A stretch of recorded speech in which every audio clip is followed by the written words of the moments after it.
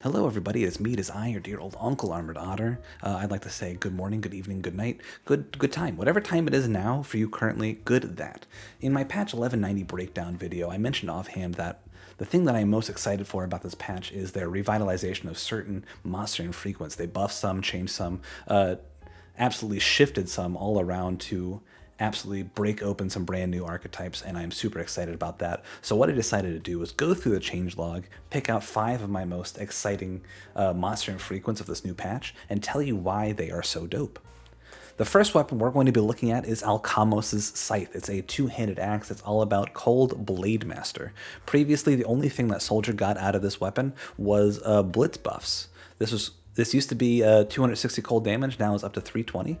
And then extra 60 cold damage to Blitz is going to actually make quite a big difference, especially if your build is built around doing damage with Blitz, which this weapon certainly supports with its 20% chance to instantly refresh the cooldown.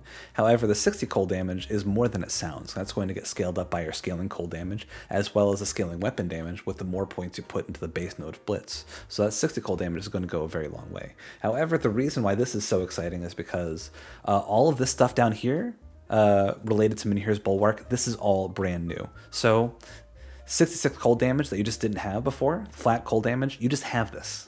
This is something that you always have because you're always going to invest in the Minihir's Bulwark if you're using this weapon.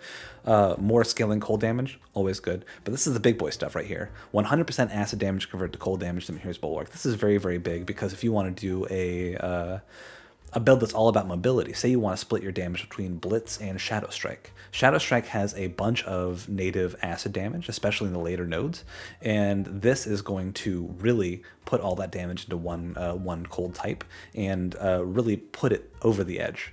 But what I think is even bigger is right down here, the 50% physical damage converted to cold damage to Menhir's Bulwark. You might notice that up here, we have a 12 to 18% physical damage converted to cold damage natively on this weapon. With the 50% physical converted to cold damage, we get to up to 70% natively, just on this weapon alone. With the right prefixes, this can easily go up to 100%, namely the Glacial prefix. I think can scale up to 45%. So with 100% physical damage converted to cold damage, you have build paths available like Pure Cold Force Wave, Pure Cold Blade Arc, Pure Cold Cadence, whatever you want to do, really, this build supports it, and I think that's really, really cool. Up next, we've got the Flesh Warp Shard. This is a very cool weapon. I'm very excited about it. One of my stream viewers, Crab Turtle, pointed this out to me, and ever since he did, I've been absolutely obsessed with it. So let's break it down. It is a two-handed mace that is all about Elemental Apostate. As you can see up here, it's got 3 different damage types and it's split evenly between the 3, and it's all 3 elemental types. Scaling elemental damage, all that's good.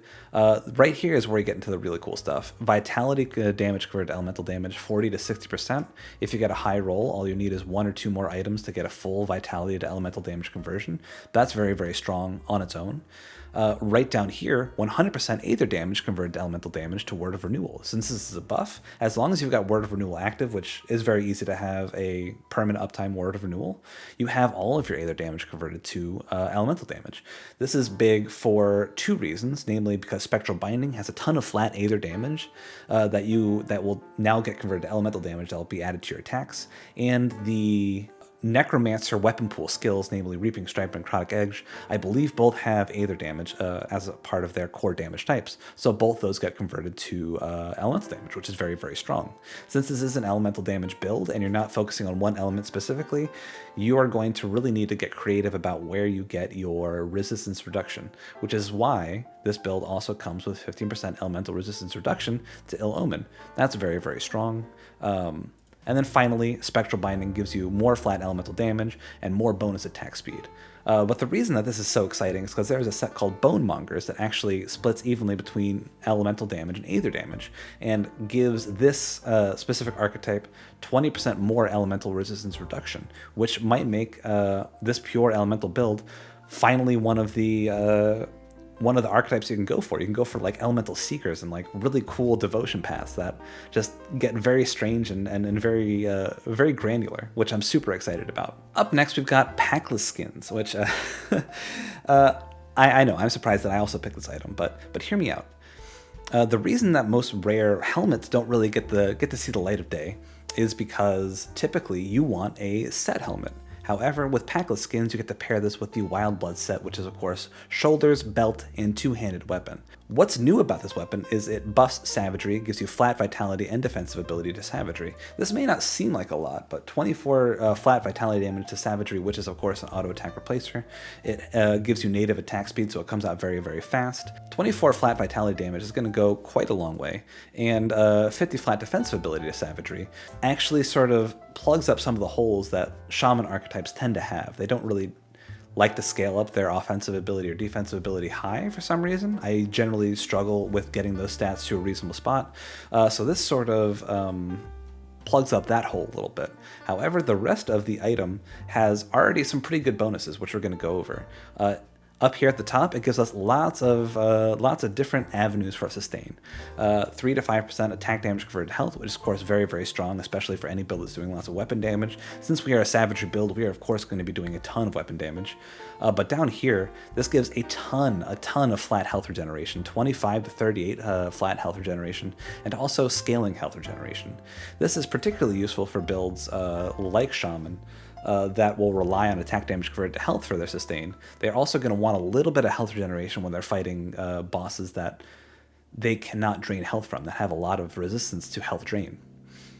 So you always want a little bit of something else to sort of tide you over in spaces like that. So a combination of this health regeneration and Wendigo Totem is generally going to get you there. Speaking of Wendigo Totem, 50% chance for fumble and 50% chance of aim impairment to Wendigo Totem is surprisingly strong. I think a lot of people tend to underestimate fumble and aim impairment, but Shaman is typically not an archetype that gets access to this debuff.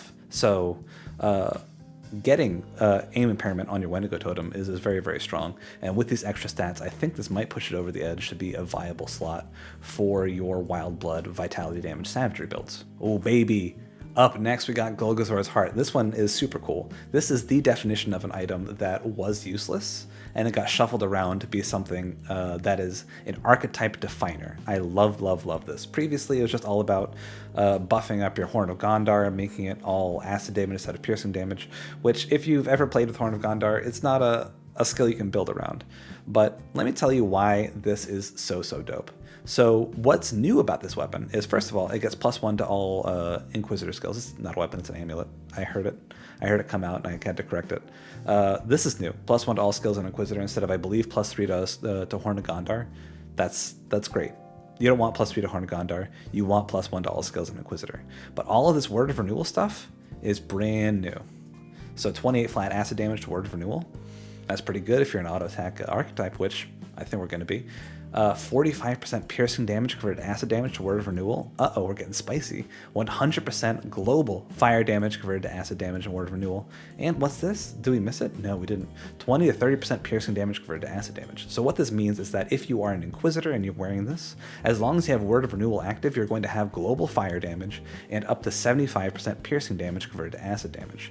This opens up this archetype. Well, first of all, this archetype didn't exist before this one, Acid Paladin, but with this, you get a lot of interesting things you can do. If you can find a way to get all of your piercing damage converted to acid damage, which again, probably only need one more item, then you can go into range expertise and convert all of that piercing damage over to acid damage and get a very, very strong Righteous Fervor build where you're doing pure acid damage with that.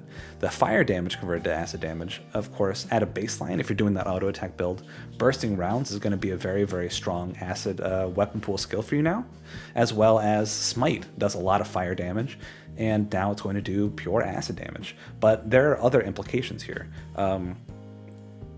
If you're looking for a disruptor skill, maybe you want to go into Heart of Wrath and get that fire aura to add in a bit more extra damage while you were attacking. Maybe you want to split your damage between your auto attacks and Fire's Might, and maybe you want to really increase your DPS by investing a lot of points into that Fire Trail node. Maybe you want to go into Rune of Calistor for a little bit of crowd control. That's going to be pure acid damage instead of fire piercing. You've got a lot of options here, and I think none of them are necessarily very bad. This is very, very cool for me because not only is this a new archetype, this is an archetype that gives you a lot of options. So I'm going to have a lot of fun playing around with Golgothas Heart Acid Paladin. Last, but definitely not least, and when I say definitely not least, I mean probably the strongest Monster Infrequent that we're going to be looking at today is Nomeda's Horns. This is a brand new Monster Infrequent for patch 1180. This is all about cold damage Saboteur. This was already a reasonably strong item for that archetype. It gave you 5% physical resistance to pneumatic burst, it gave you a decent amount of fire damage converted to cold damage, all that's good stuff. But what they did is, on top of what it already had, which was flat physical resistance and flat cold damage to pneumatic burst, they added this right here, 45% fire damage converted to cold damage to pneumatic burst, which is, again, if you get the maximum roll on the base item itself, is 75%, which means you get almost all fire damage to cold damage conversion on one item. You just need one more item. You can get it on a ring, you can get it on your belt, and you get pure fire to cold damage conversion. That's insanely strong. But they also added this, another 5% physical resistance to Vindictive Flame. Yeah, so with this item alone, if you are a Saboteur, you get 10% physical resistance on one item. That's insane. 10% physical resistance and almost all of your fire to cold damage conversion on one item depending on the roll is absolutely bonkers. This is going to open this archetype wide up, give you a lot of variety on what you can choose as far as your gear is concerned, as far as what items or what devotions you choose. I think that I already kind of liked Pure Cold Saboteur, but I think this is going to open the archetype up in a crazy way. Ladies and gentlemen, that is it for this video. If you liked what you saw, consider subscribing so you can see other videos like it, or even better videos. Also, I'm streaming 3 times a week, Monday, Wednesday, Friday. You can come on by, give me Jeff Bezos' money. That'd be appreciated. That'd be appreciated. It's the least you can do. Come on. Anyway, there's also a Discord.